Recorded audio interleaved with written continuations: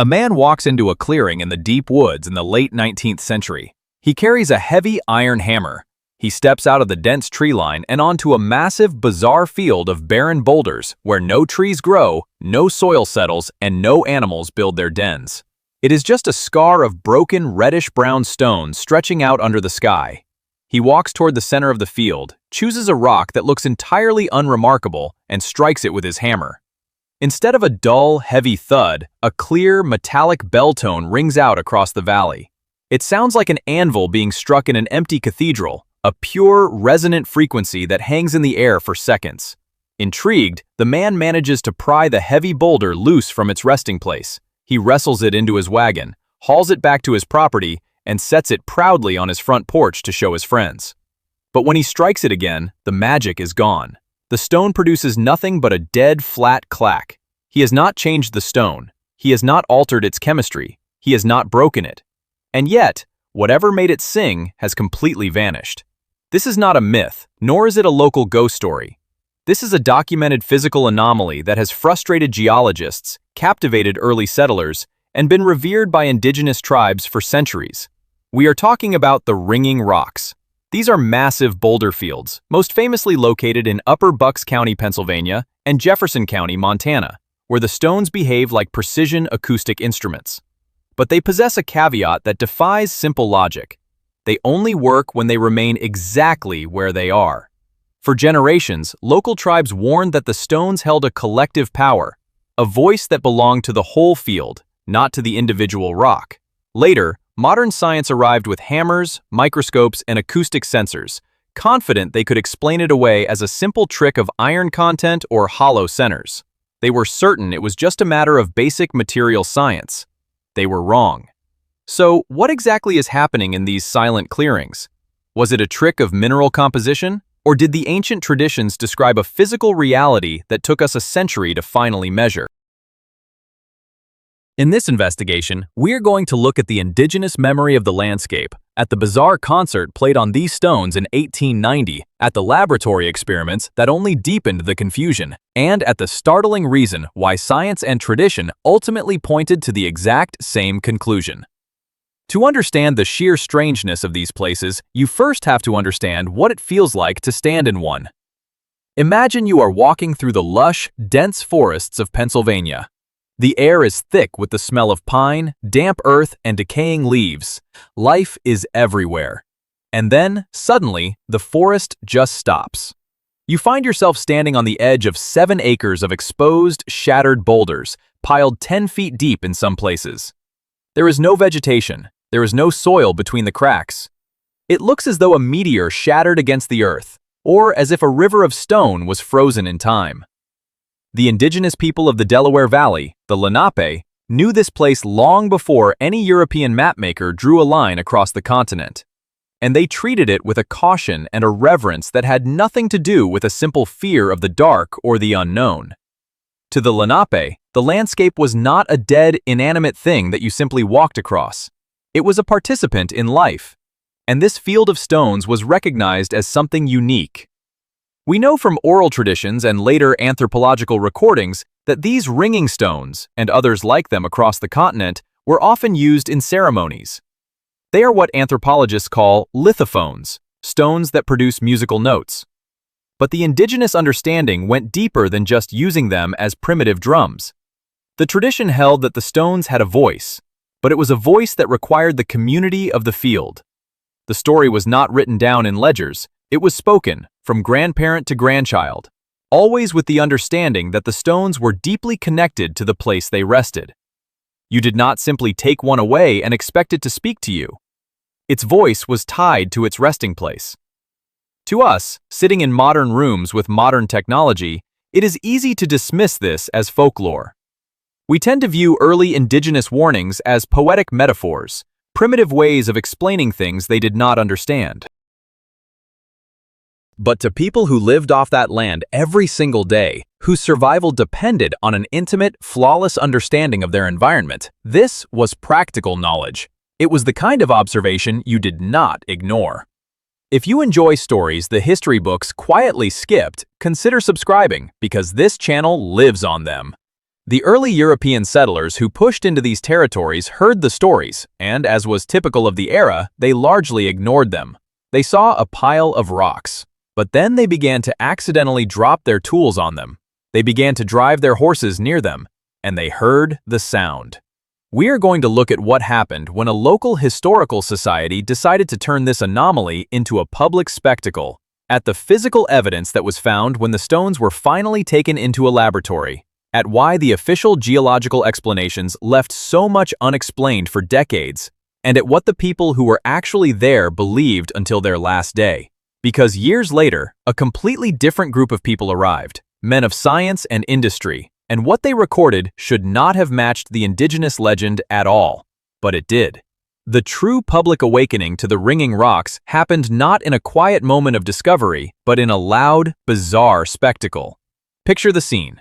It is June of 1890. The Buckwampin Historical Society has gathered in the dense woods of Pennsylvania. This is a time of extreme confidence in human progress. The Industrial Revolution is roaring, the telegraph is connecting cities, and the men of the era believe that nature is merely a puzzle waiting to be sorted and catalogued by the rational mind. A local physician and amateur scientist named Dr. J. Ott had spent weeks prior to this gathering out in the boulder field. He was not there to simply look at the stones, he was testing them. He had discovered that by walking the field and striking different boulders, he could find distinct, clear musical pitches. Some rang like a soprano bell, others chimed with a deep baritone resonance. According to the historical accounts of that evening, Dr. Ott did something unprecedented. Accompanied by the Pleasant Valley Brass Band, he arranged a selection of these boulders and played a concert. He struck the stones with heavy iron hammers, playing actual melodies while the brass band backed him up. The sound echoed for miles through the Delaware Valley. The audience was mesmerized. The reports from the time described the tones as clear, metallic, and sustaining, defying everything the audience knew about how a rock should sound.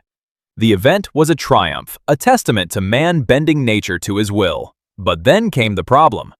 Following the concert, and in the years that followed, fascinated locals and eager scientists wanted to take the magic home. They would go to the field, identify a stone that rang beautifully, load it into a cart, and take it back to their towns. And every single time, without exception, the stone died. The moment it was removed from the context of the field and placed in a museum, on a porch, or in a laboratory, it lost its voice. It became nothing more than a heavy, silent lump of diabase rock. And here is where the mystery deepened. Investigators realized that even within the field itself, not every rock rang. In fact, if you go to the ringing rocks today, you will find that only about 30% of the boulders produce a tone. The other 70% produce a dull thud. Yet they look exactly the same. They are composed of the exact same material. They have been weathering the exact same climate for the exact same amount of time. You can find a ringing rock resting directly on top of a dead rock. They are identical twins born of the same geological event, yet one sings and the other is entirely mute. Meanwhile, thousands of miles away in Montana, a nearly identical scenario was playing out. Miners searching for gold and copper stumbled upon a massive jumble of boulders in Jefferson County. Striking them with their pickaxes, they heard the same metallic chiming. Hoping the sound meant the rocks were packed with precious metals or solid iron, they ordered assays and chemical tests. The results came back bitterly disappointing. There was no gold. There was no rare metal. The iron content was completely normal for that type of rock. It was just basic basaltic rock. But the ringing was undeniable. Just like in Pennsylvania, the Montana miners found that if they removed the rocks from the pile, the sound vanished. The official explanations at the turn of the century were simple, and for a while, everyone accepted them. It must be a high concentration of iron, they said, or perhaps the rocks are hollow inside, acting as natural echo chambers. But these simple answers left the most crucial things completely unexplained. When they broke the ringing rocks open, they were perfectly solid, no hollow chambers. When they tested the iron content, it was identical to the dead rocks lying right next to them, and above all, no chemical analysis could explain why the rocks went silent when they were moved. Every time investigators tried to close the case with a neat, rational explanation, the physical evidence pulled it back open. The scientific method of the era relied on isolating a variable, taking it into a controlled environment, and testing it. But how do you isolate a variable when isolation is the very thing that destroys the phenomenon? So we are left with two completely different approaches to the landscape. An indigenous tradition that warned the stones only had power collectively, and a modern scientific frustration that found the exact same thing to be practically, maddeningly true. One of them had to be wrong about the nature of the stones, unless neither of them was. To understand what really happened here, we have to look at the one piece of evidence everyone had overlooked for decades. We have to look at how the stones were actually behaving on a microscopic level.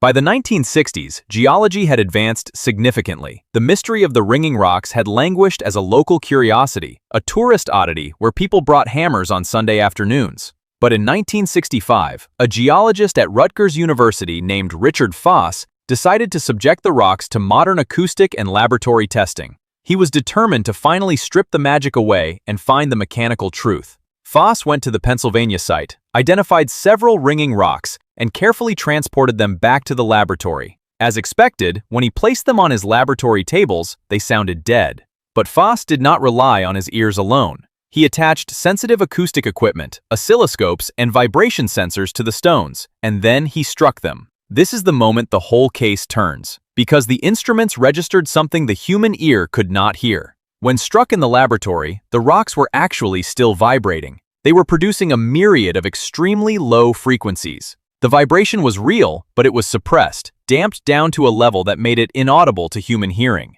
The stones were trying to sing, but they were being choked. Foss looked closer at the material itself. Both the Pennsylvania and Montana rocks are igneous. In Pennsylvania, it is a rock called diabase. Millions of years ago, when the supercontinent of Pangaea was violently tearing apart, magma pushed up through the Earth's crust. It did not erupt like a volcano. Instead, it pooled underground in thick layers, cooling incredibly slowly over thousands of years. This slow cooling allowed crystals of pyroxene and feldspar to form within the rock. More importantly, as it cooled beneath the weight of the Earth, it developed immense internal stress. The rock was effectively under severe tension, like a tightly wound guitar string. Millions of years later, during the Pleistocene epoch, the glaciers arrived. The freezing and thawing of water, a process known as frost wedging, shattered this bedrock into millions of boulders, leaving them piled in these massive fields. But this still did not explain the anomaly. Both the live rocks and the dead rocks were formed the same way. Both had the same internal stress. Both had the same chemical makeup. Foss realized that the answer was not inside the rock. The answer was in how the rock touched the world around it. Now put it together. The indigenous legends warned that the voice belonged to the field. The early settlers found the stones died when taken home, and the laboratory tests showed that the vibrations were being choked by the environment. If you take a highly stressed elastic rock and place it on the soft dirt of a front porch or the flat, rigid surface of a laboratory table, the surface area in contact with the rock acts as a dampener. It absorbs the vibration instantly. It is exactly like placing your hand firmly against a ringing bell. The sound dies immediately. But out in the boulder field, something entirely different was happening. Out there, the rocks were not resting on flat ground. They were resting on each other. Because they were sharp, jagged, and irregularly shaped, they were making contact with the rocks below them only at microscopic, singular points. Point contact. This meant that the boulders were essentially suspended in the air, supported only by tiny vertices of stone. When struck, there was no flat ground to absorb the energy. The high internal stress of the diabase allowed the acoustic wave to travel rapidly through the stone, and the minimal point contact allowed it to vibrate freely, pushing the low frequencies up into a pitch that the human ear could finally hear, which leaves only two explanations. Either this was an extraordinary acoustic coincidence spanning millions of years of geology, or the landscape was functioning exactly as the ancient people had described it. This is where the two stories finally meet, and it leads to a conclusion that forces us to rethink how we look at the natural world entirely. So here is what actually happened. Not a myth, not a stubborn mystery of impossible chemistry, but the version every piece of evidence finally points to. The ringing rocks are a masterpiece of geological physics, an instrument tuned by time and frost. They sing because they are composed of dense, stressed diabase that cooled slowly under the earth, but they only sing when they are held in the precise, fragile embrace of the rocks around them. The legend and the scientific report were never in conflict. They were describing the exact same reality from two ends of human understanding, one as a warning of respect, the other as a mechanical record. What connected them was absolutely real.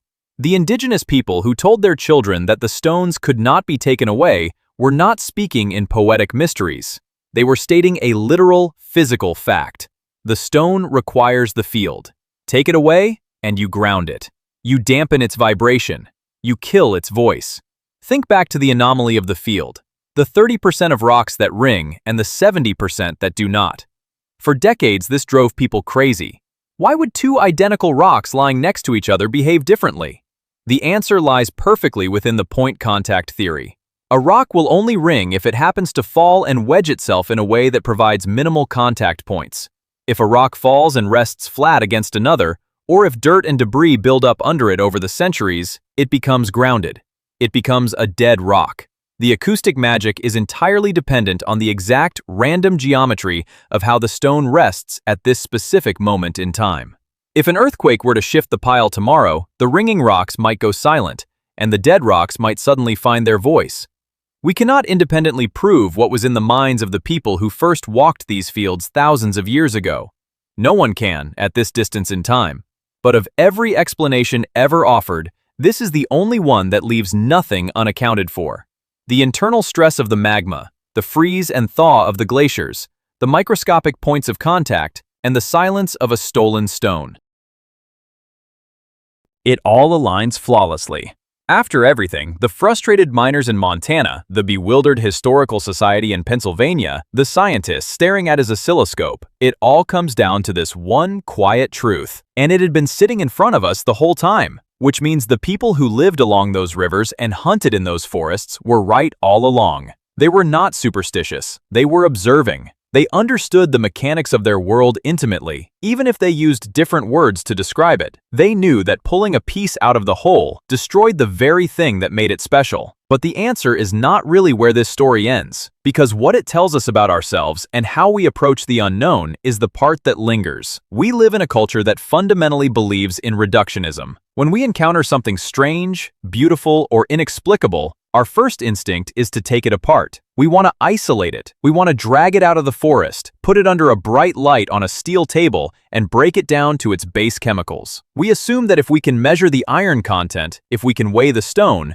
we will understand the music it makes. But the ringing rocks stand as a massive geological monument to the limits of that kind of thinking. By trying to own the phenomenon, by taking the stone home to put on the porch, the early settlers destroyed the phenomenon. The magic did not live in the object itself. The magic lived in the relationship between the object and its environment. It was the tension, the resting place, the precise balance of 1,000 heavy boulders leaning against one another that created the music. This was never really about a trick of acoustics. It was about how much we lose when we call something a myth and stop listening. Those ancient people were trying to tell us something fundamental for centuries. They were telling us that some things only have value when they are left exactly where they belong. And if you ever pass a place in the deep woods where the locals lower their voices for no reason you can see, or where an old story tells you to leave the landscape exactly as you found it, maybe it is worth asking why before you decide there is nothing there but superstition.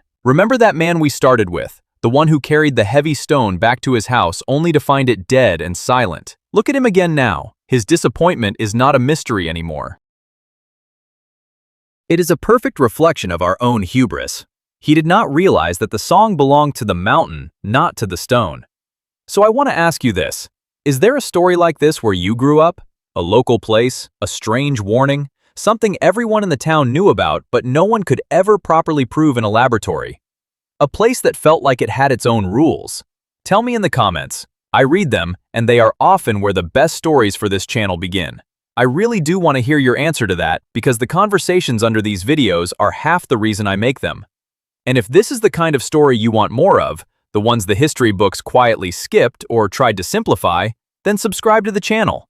That is the only way you will catch the next investigation. And there are far stranger records waiting in the archives. If this journey kept you here to the end, a like genuinely helps more people find this work. That is not a small thing. It is the whole reason independent channels like this survive and continue to dig. Thank you for staying with me all the way through the evidence. Keep asking why the quiet places are quiet. I will see you in the next one.